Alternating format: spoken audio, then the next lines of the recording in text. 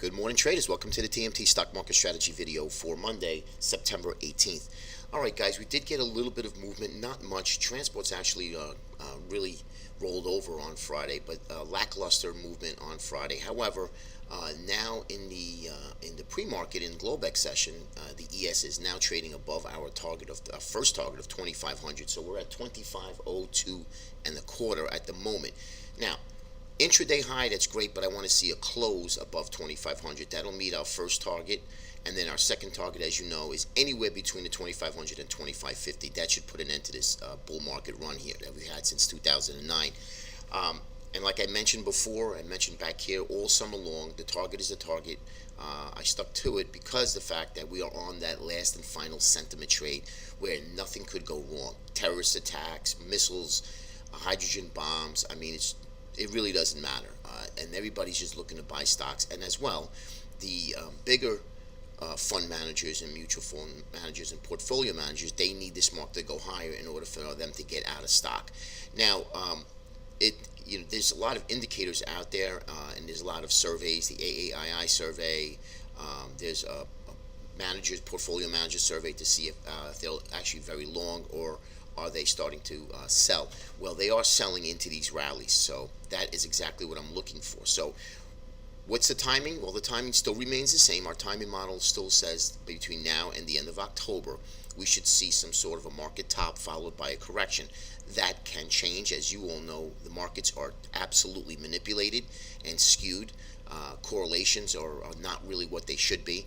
Correlations will go back into effect. I won't speak about it today, but we'll get into a video on correlations on what's going on with the 10-year yield, equity markets, bonds, gold, crude oil, and what have you. So we'll put all that together as well when we get closer to seeing a market top. Okay, so now we have off the daily chart, as you can see, there is really no resistance. We're trading above the 2,500 at the moment. And again, like I mentioned, way over here, don't short the market, especially when the markets are making new highs. All right, look to buy pullbacks, and this would be the same for today. Now, every time we tag a round lot number, we do start to pull back a little bit. So we'll see if these gains are going to be held in the pre-market session when we open up the market at 9:30 today. The bigger number is going to be here. You will have support, small support here at 24.87 and a quarter, followed by the gap area support, which also coincides nicely with the 21 EMA at 24.75. That's the ES. Okay. Next is going to be the Nasdaq, and you can see Nasdaq sort of making a double top here. You can see that it's clearly here and here, and that's going to be 16.1750 is going to be resistance, along with that's going to be the bigger area resistance that needs to get taken out. Your small area resistance is 59.9450, followed by support of 56.25 and a half. Okay, that's going to be your area of support down here, and the TMT proprietary price channel in green and red to your right. That will also be the bigger picture support if it were to roll over. Now, what I want to show you is crude oil, the commitment to trader reports. We have 3 weeks of just really going nowhere. All right, we had 4 weeks of selling off and actually shorting, hedging more, and then we've gone really nowhere. So, not going to tell you much here with the commitment to trader reports. However, we are trading above 50 again. We'll see if that 50 holds. I like the sweet spot right around those two areas that I mentioned that I've had marked on the charts. Right up in here, 51.94 and 54.41. That would be a great area to look to short. And again, right now we're trading right around here, the 50.50 area. Okay, that's from the that's on Thursday's high. So we're into the sweet spot again for the short, as you can see here in highlighted in that light blue. So we'll see if this holds or actually could push higher based on our trade for today. Now we are on buy signals. As you can see, we're making higher, higher, and higher low from here. MACD and histogram as well above zero.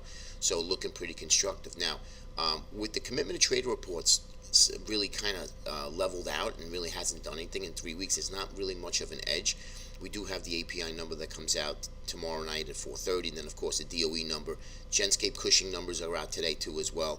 Let's see if these numbers can coincide. Right now we have a bunch of wish-wash. One number's telling a different story, but gasoline, as you can see, gasoline inventories had a big build, and crude oil inventories had a build as well. So we'll see if now we're at the end of driving season, we're coming into seasonal weakness in crude oil, where if we can get anywhere above here, that's going to be a great short. Okay. Next is going to be gold. Let's take a look at the commitment trade reports. And gold, they keep leaning on this gold for weeks now, guys. This is big right here. Okay, now gold is down again. I mentioned that once we get through 2,500, we should see a pullback in gold back to the top of the channel, which let me just show that to you right now. You can see we're trading right around 13.17, so we're just underneath it. Another push lower today. Another push lower today. We'll see where we open tomorrow, and we could start probably nibbling into a long position here in gold. Now, if you're not looking to take a long position in gold, but you want to trade it long, then trade it intraday long. It's not going to be a problem. But I'm looking for, I mentioned here, anywhere from this spot here above the channel, above the trend line, or into this two areas of support, or the bigger picture area right around the 1248, 1245 area. All right, that's the bigger gift if we were to get it. That would make a higher low from this previous low. I do believe gold is going to be a fantastic, fantastic trade opportunity going into the coming months. Bonds, same thing. You can see that as well.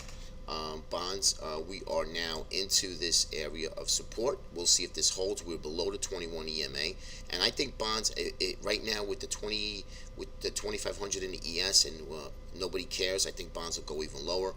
At the bigger picture, we lose this area here at 154.21. We should be looking for the 151 print down here. So if you're looking for the short, look for the sell-off, the back test, and then look to get short again for that ride down here, and then we would reevaluate it.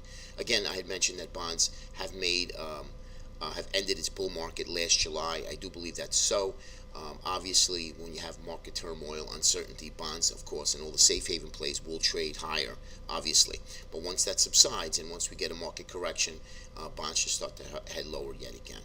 Okay, but these are your areas of support for today's trade. Resistance comes in at the 155.17 on the 21 EMA. Transports, just to show you, we had a really bad, nasty day in the transports on Friday, and although we held up the other markets, this is our leader. Okay, so our leader is not leading, and every time it looks to get up, it starts to sell off pretty hard. That's not a good sign. But even if the markets are making new highs, we have divergence here in a lot of the longer term time frame charts, and it's something that I want to keep an eye on. I also want to keep an eye on that dollar. The dollar really is not doing well, and we'll see if the dollar starts to move higher. And I'm going to be paying attention to the dollar. Of course, I'll bring that to you when that does happen. Okay. Here is the spiders. You can see 250 would hit our target, our first target. The next area will be the 255, and that'll put us right up into this upper end of the range here. Okay, that doesn't have to happen, guys. Remember, this is the area here, in between here.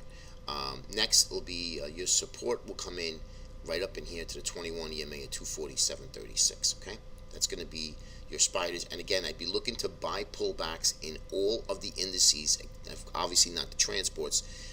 But in Nasdaq, the NQ, IWM, I like to stay away from. I'll show you that to you right now. It's really hasn't been doing much, but if you are looking to trade the Russell 2000, I would also be looking to buy pullbacks in the Russell 2000. I would not be looking to short anything. Now, the Russell, you could short into this resistance as well as the Nasdaq, since we did have resistance at 60.17 and a quarter on the Nasdaq.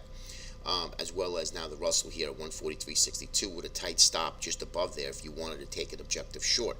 Now, if not, my recommendation would be obviously to look to buy this pullback here at 140.22. Okay. Next and last is going to be the Qs, and same thing with the Nasdaq. We're still on the underbelly of this uptrend channel, so we're still fighting to get back into it. 146.57 is resistance. Support will come in at 145.13.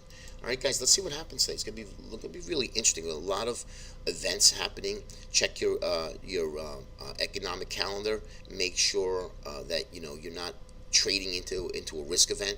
But we do have Fed speaking. We have a lot going on with Donald Trump. A lot of meetings this week, so something really going to be interesting. I like to see, really more importantly, gold pull back, and I like to see this crude and see if it holds. Remember, every time this crude oil gets above 50, they really start to slam them. And with the commitment to trade reports kind of flat, it's going to be interesting to see which direction this thing's going to go. Have a great day, guys. We'll see you tomorrow.